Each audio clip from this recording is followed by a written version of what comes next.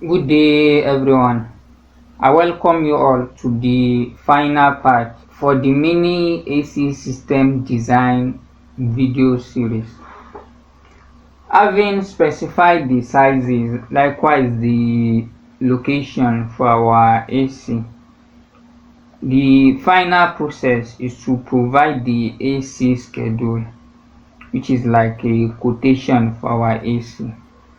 There are several approaches, but the main consideration is just that it must be concise so that QS, which is the quantity surveyor professionals, will be able to fathom what you designed.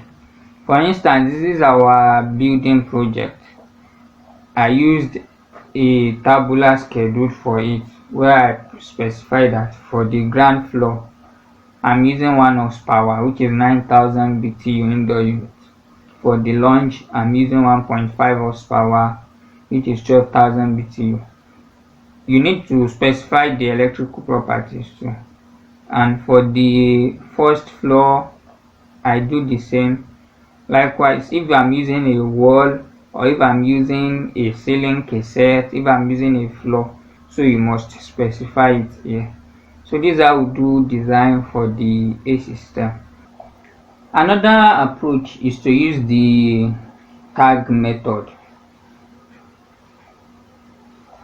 Here is an example. So in that sense, you just tag all your AC.